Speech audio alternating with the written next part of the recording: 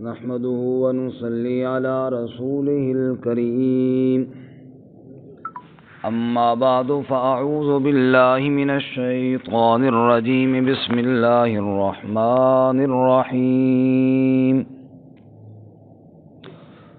قل أرأيتم إن أخذ الله سمعكم وأبصاركم وختم على قلوبكم من إله غير الله يأتيكم به انظر كيف نصرف الآيات ثم هم يصدفون قل أرأيتكم إن أتاكم عذاب الله بغتة أو جهرة هل يهلك إلا القوم الظالمون وما نرسل المرسلين إلا مبشرين ومنذرين فمن آمن وأصلح فلا خوف عليهم ولا هم يحزنون والذين كذبوا بآياتنا يمسهم العذاب بما كانوا يفسقون قل أرأيتم آپ فرما دیجئے مجھے یہ بتاؤ ان اخذ اللہ سمعکم وابصارکم اگر پکڑ لے اللہ تمہارے کانوں اور تمہاری آنکھوں کو وختم علی قلوبکم اور مہر مار دے تمہارے دلوں پر من الہ غیر اللہ یأتیکم بہ کون ہے الہ اللہ کے علاوہ جو لائے تمہارے پاس ان سب چیزوں کو انظر کیف نصرف الآیات دیکھ ذرا کیسے ہم پھیر پھیر کر آیات کو بیان کرتے ہیں ثم ہم یصدفون پھر بھی وہ کنارہ کشی اختیار کرتے ہیں قل ارأیتکم آپ فرما دیجئے بھلا یہ تو بتاؤ نا ان اتاکم عذاب اللہ اگر آ جائے تمہارے پاس اللہ کا عذاب بغتتاً اچانک او جہرتاً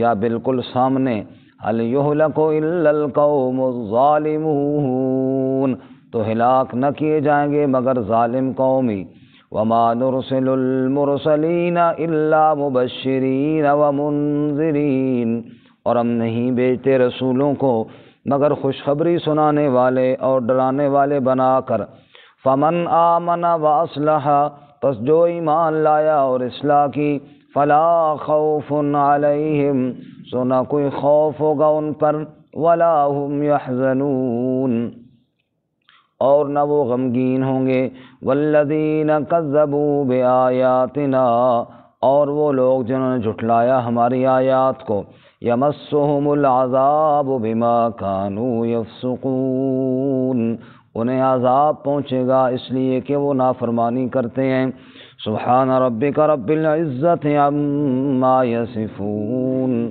وسلام علی المرسلین والحمد للہ رب العالمین اللہم صل علی محمد وعلی آل محمد كما صليت على إبراهيم وعلى آل إبراهيم إنك حميد مجيد اللهم بارك على محمد وعلى آل محمد كما باركت على إبراهيم وعلى آل إبراهيم إنك حميد مجيد معزز سامعین سورۃ الانعام کا 5واں رکوع آیت نمبر 46 سے لے کر 49 تک آپ کے سامنے تلاوت کی ہیں رب العالمین ان آیات کے مطابق صحیح بیان کی توفیق عطا فرمائے آمین اور ہمیں قرآن و سنت پر عمل کرنے کی توفیق عطا فرمائے آمین اس سے قبل گزشتہ سبق میں آپ حضرات نے سنا کہ اللہ رب العزت نے دنیاوی عذاب کا جو اللہ تعالیٰ کا طریقہ ہے اور جو اللہ تعالیٰ کی سنت ہے جیسے اللہ تعالیٰ دنیا میں قوموں کو عذاب دیتے ہیں آئے ہیں اس کو تفصیل کے ساتھ بیان کیا جب اللہ کے انبیاء علیہم الصلاۃ و تسلیمات امتوں کے پاس اللہ کا پیغام لے کر جاتے اور لوگ انکار کرتے اور ٹھکراتے، پھر اللہ ان کو کبھی بیماری اور کبھی کسی اور تکلیف کے ساتھ دوچار کرتے اور مبتلا کرتے، تاکہ یہ سنبھل جائیں اور سمجھ جائیں کہ اللہ تعالیٰ بڑی قدرت والا ہے اور اس کے نبی کی بات کو رد نہیں کرنا چاہیے۔ لیکن اگر وہ نہ سمجھے اور دل ان کے سخت ہو گئے تو پھر یہ ہوا کہ اللہ رب العزت نے ان کے لیے تکلیفیں اٹھا دیں اور ان کو عیاشیوں میں لگا دیا۔ بھئی ٹھیک ہے، نہیں سمجھتے ہو تو پھر کرو عیاشیاں۔ اور جب وہ خوب عیاشیوں میں لگ چکے اور اللہ اس کے رسول کو بالکل بھلا دیا، پھر اچانک اللہ کا عذاب آیا اور اللہ نے قوموں کو جڑ سے کاٹ دیا، نیست و نابود کر دیا۔ آج کے سبق میں عقلی دلیل ہے اور ساتھ عذاب سے ڈرایا بھی گیا ہے۔ دلیل یہ ہے کہ عذاب اگر اللہ کا آ جائے تو اللہ کے علاوہ دنیا کی کوئی طاقت اس کو روک نہیں سکتی۔ اگر کوئی ہے ایسی ہستی جو کہے کہ میں اللہ کے لائے ہوئے عذاب کو روک سکتا ہوں تو اس کا نام بتاؤ۔ نہیں ہے تو پھر اللہ کے عذاب سے ڈرنا چاہیے اور اللہ تعالیٰ سے خوف کرنا چاہیے اور اللہ کی نافرمانی نہیں کرنی چاہیے اور اللہ کے انبیاء علیہم الصلاۃ والتسلیمات کی دعوت سے روح گردانی نہیں کرنی چاہیے، ورنہ ہلاکت انسان کا مقدر بن جاتی ہے۔ خلاصہ یہ آج کے سبق کا۔ ارشاد باری تعالیٰ، قل، اے میرے محبوب صلی اللہ علیہ وسلم آپ فرمائیے، لوگوں سے کہیے، ارأیتم، کیا تم نے دیکھا، یعنی مجھے یہ تو بتاؤ اگر کوئی ایسا تم نے دیکھا کہ ان اخذ اللہ سمعکم و ابصارکم، اگر اللہ تمہارے کانوں کو پکڑ لے، تمہاری سماعت چھین لے، تمہیں بہرا کر دے، وہ ابصارکم، تمہاری آنکھوں کی بینائی لے جائے، تمہیں اندھا کر دے، وہ ختم علی قلوبکم، اور تمہارے دلوں پر مہر مار دے، سمجھنے کی صلاحیت ختم کر دے، ایمان دلوں میں جا ہی نہ سکے۔ اگر اللہ یہ تمہارے جو حواس ہیں ان کو ختم کر دے اور تمہیں معذور کر دے، اب کان تو ہیں لیکن سنتے کوئی نہیں ہیں، آنکھیں تو ہیں مگر دیکھتی کوئی نہیں ہے، اور دل تو ہے مگر وہ اس کے اندر وہ کیفیت ہی نہیں بنتی کہ ایمان اس میں جائے، اگر یہ تمہارے ساتھ ہو جائے تو نام لو اس کا اللہ کے علاوہ جو تمہیں یہ چیزیں واپس لوٹا دے۔ من الہ غیر اللہ، بتاؤ نا کون ہے اللہ کے علاوہ؟ ہے کوئی اللہ کے علاوہ الہ؟ یأتیکم بہ، جو تمہارے پاس یہ لے کر آئے۔ ایک انسان اپنی طاقت اور اپنی جوانی کے مستی میں ہوتا ہے اور پھر اچانک اللہ تعالیٰ اس سے وہ ساری چیزیں چھین لے اور ساری دنیا کے ڈاکٹر مل جائیں، جس کو اللہ صحت نہ دے اس کو کوئی صحت دے سکتا ہے؟ نہیں۔ فرمایا من الہ غیر اللہ، جواب تو دو نا، سوچو تو صحیح نا اس بات پہ، ہے کوئی ایسی ہستی جو اللہ کی دی ہوئی تکلیف کو دور کر سکے؟ سورہ یاسین میں اس رجل مومن، ایمان والے شخص نے کیا کہا؟ اس نے کہا اتخذ من دونہ، میں اللہ کے علاوہ کوئی اور الہ بناؤں؟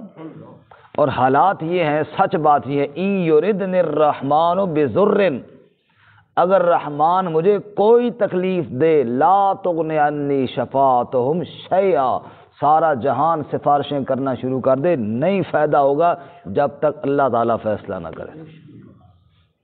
تو اللہ تعالیٰ فرماتے ہیں اس بات پہ تم غور تو کرو، اگر اللہ تعالیٰ تمہارے یہ اعضاء اور تمہاری یہ ساری چیزیں چھین لیں، ہے کوئی اللہ کے علاوہ دینے والا؟ انظر کیف نصرف الآیات، میرے پیغمبر دیکھ ہم کس طرح پھیر پھیر کر آیتیں بیان کرتے ہیں، بار بار بیان کرتے ہیں، بار بار سمجھاتے ہیں، مختلف دلائل سے سمجھاتے ہیں، لیکن ثم ہم یصدفون، ان کو بھی دیکھ کہ وہ پھر کس طرح کنارہ کشی اختیار کرتے ہیں، کس طرح ایمان سے پھر جاتے ہیں اور ہٹ جاتے ہیں اور رک جاتے ہیں اور ایمان قبول نہیں کرتے، ورنہ غور کرنے کے لیے تو بے شمار دلائل ہیں۔ قل ارأیتکم ان آتاکم عذاب اللہ، یہ بتاؤ اگر اللہ کا عذاب آ جائے تمہارے پاس، بغتتاً او جہرتاً، بغتتاً او جہرتاً، اچانک آ جائے۔ دیکھو جی موت اکثر اچانک آتی ہے، چلو بعض لوگ تو بیمار ہوئے، کچھ آثار پہلے سے آئے، لیکن آج کل آپ دیکھ لیجئے کہ اکثر موتیں بالکل اچانک آ رہی ہیں، حادثات میں لوگ مر رہے ہیں، اٹیک ہو رہا ہے جی، مر رہے ہیں جی، او جی صبح تو ٹھیک تھا جی، گھنٹہ پہلے ادھر بیٹھا ہوا تھا جی، او جی ابھی تو بالکل ٹھیک تھا جی۔ اللہ فرماتے ہیں اچانک اگر اس طرح تمہیں اللہ پکڑ لے تو کوئی چھڑانے والا ہے؟ یہ تو بتاؤ نا۔ او جہرتن، یا اعلانیہ، دن دہاڑے، تم سمجھتے ہو جناب رات کے وقت ہم سوئے ہوں گے تو پتہ نہیں کچھ ہو جائے گا، علل اعلان اللہ کا عذاب آ جائے اور سارے لوگ جاگ رہے ہوں اور سب لوگ دیکھ رہے ہوں اور ساری طاقت کے ساتھ موجود ہوں جو ان کے پاس ہے، تو اللہ کے عذاب کو کون روک سکتا ہے؟ کوئی نہیں، دن کو آئے یا رات کو آئے کون روک سکتا ہے؟ حل یہلک الا القوم الظالمون، غور تو کرو نا، ظالموں، ظالم ہلاک نہیں ہوں گے تو پھر کون ہلاک ہوگا؟ ظالموں پر اللہ کی پکڑ نہیں آئے گی تو پھر کس پر اللہ تعالیٰ کی پکڑ آئے گی؟ اس لیے فرمایا سنبھل جاؤ اور اپنے اللہ سے معافی مانگو۔ میں نے کل بھی عرض کیا کہ گزشتہ رات اب جناب رات کو مختلف جگہوں پہ کیک کاٹے جا رہے ہیں جی، کیا جی سال نیا آ رہا ہے جی، اس کی خوشیوں میں، اور بے تحاشا آتش بازی کی جا رہی ہے اور جناب اللہ کی خوب ڈٹ کے نافرمانیاں کی جا رہی ہیں۔ کیا ہو گیا جی؟ او جی ہمارا ایک سال ختم ہو گیا جی، دوسرا سال شروع ہو گیا جی، اور زندگی کا ایک سال اور کم ہو گیا اور موت کے ہم قریب ہو گئے۔ حالانکہ شام کے وقت جب سورج ڈھلتا ہے تو وہ تو یہ پیغام چھوڑ کر جاتا ہے کہ بس ہر زندگی کی شام ہے، ہر صبح کی شام ہے، چڑھتے سورج کا تم نے چمکنا دیکھا، تم نے اس کا ڈھلنا اور ڈوبنا نہیں دیکھا، تم نے اس کا غروب ہونا نہیں دیکھا کہ وہ کس طرح جناب صبح آتا ہے بڑی آب و تاب کے ساتھ، لیکن شام کے وقت وہ کس طرح ڈوب جاتا ہے۔ وہ تو تمہیں یہ پیغام دے کر جا رہا ہے کہ تم نے بھی ڈوب جانا ہے ایک دن اور سب کچھ ادھر چھوڑ کر چلے جانا ہے۔ لیکن نہیں، دنیا کی غفلت، دنیا کی جناب مستی اور پیسے کا نشہ اور طاقت کا غرور اور اللہ تعالیٰ کی نافرمانی اور اللہ تعالیٰ کی بغاوت، اور کوئی پرواہ نہیں کہ جناب رب العالمین مجھے کیا کہہ رہے ہیں اور میں کس طرف جا رہا ہوں، دیکھتا کدھر ہوں اور چلتا کدھر ہوں، جا قبر کی طرف رہا ہوں، رخ کسی اور طرف کیا ہوا ہے۔ آدمی سیدھا دیکھتا ہوا چلے نا، سامنے گہرا گڑھا بھی آئے تو چلو سنبھل کے تو پاؤں رکھے گا اگر اسی سے گزرنا ہوا تو، لیکن بندے نے منہ ادھر کیا ہو اور الٹے پاؤں پیچھے جا رہا ہو، گڑھے کی طرف دیکھا ہی کوئی نہ ہو، تو پھر جب گرتا ہے تو بڑا سخت گرتا ہے۔ قبر کے گڑھے میں سب نے جانا ہے، قبر کے گڑھے میں سب نے جانا ہے۔ رخ کس طرف ہے یہ ہر ایک کو میرے سمیت پتہ ہے کہ ہمارا رخ کس طرف ہے، دیکھ کس طرف رہے ہیں، دھیان کس طرف ہے اور جا کس طرف رہے۔ تو اللہ تعالیٰ فرماتے ہیں سوچو ذرا اس بات پہ، اچانک اگر تم دھر لیے جاؤ، اچانک تمہاری اوپر پکڑ آ جائے، علل اعلان آ جائے، تو پھر ظلم کرنے والے کو کبھی احساس نہیں ہوا کہ میں پکڑا گیا تو پھر جناب مجھے کون چھڑائے گا۔ اللہ کی پکڑ آ جائے تو کوئی چھڑانے والا نہیں میرے بھائی۔ اس لیے آگے اللہ تعالیٰ فرماتے ہیں ہم نے انبیاء اور رسولوں کو بھیجا اسی لیے تمہیں سمجھانے کے لیے، اب سمجھو گے تو فائدہ ہوگا، نہیں سمجھو گے تو نقصان ہوگا۔ انبیاء تو اپنا کام پورا کر گئے، اللہ کے سچے رسول تو اپنی دعوت جو اللہ نے ذمہ لگائی تھی پہنچا گئے امت تک۔ اب تمہاری ذمہ داری ہے ان کی دعوت کو تم کہاں تک اور کتنا قبول کرتے ہو۔ چنانچہ فرماتے ہیں جی وَمَا نُرْسِلُ الْمُرْسَلِينَ إِلَّا مُبَشِّرِينَ وَمُنذِرِينَ، ہم نے جو رسولوں کو بھیجا وہ صرف اس لیے بھیجا مبشرین تاکہ وہ خوشخبریاں سنانے والے بنے، ومنذرین اور ڈرانے والے بنے۔ اللہ کے نبی خوشخبریاں سنانے کے لیے آئے اور نہ ماننے والوں کو ڈرانے کے لیے آئے۔ خوشخبری وہی ہے جس کو اللہ کے نبی نے دی ہے، ڈر بھی وہی ہے جس سے اللہ کے نبی نے ڈرایا ہے۔ باقی سب باتیں تو نیا سال آ گیا جی خوشی ہے جی، کیا کل پھر وہی حالت ہوگی تمہاری، آگے سے جناب کام اور جناب پریشان کون ہے۔ یا تو تب بات ہو نا سیدنا علی المرتضیٰ رضی اللہ تعالیٰ عنہ، عید والے دن کسی نے دیکھا کہ خشک روٹی کا ٹکڑا چبا رہے ہیں،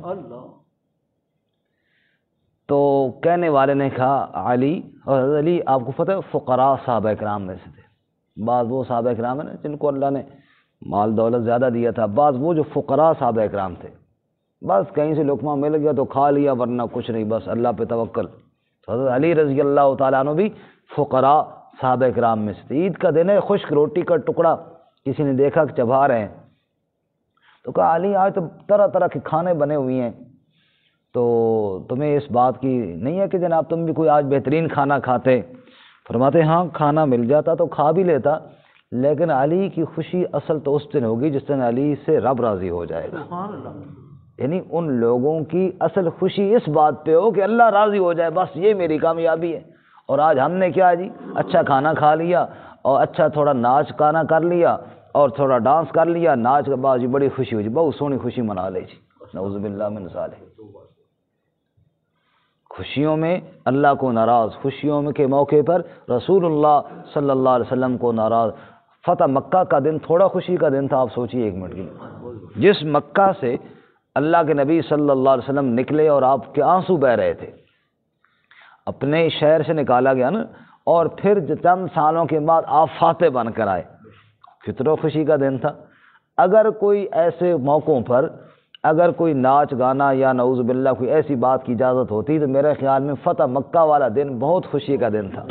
اس دن آپ صلی اللہ علیہ وسلم اجازت دیتے بھائی چلو یار آج کچھ کر لو، لیکن نہیں، رسول اللہ صلی اللہ علیہ وسلم خوشی کے والے دن، فتح مکہ والے دن بیت اللہ میں گئے، بتوں کو نکالا اور پھر وہاں آپ رب کے سامنے سجدہ ریز ہو گئے. سبحان اللہ، رب کے سامنے سجدہ ریز ہو گئے اور امت کو سبق دیا کہ خوشی یوں منائی جاتی ہے، خوشی اس طرح منائی جاتی ہے.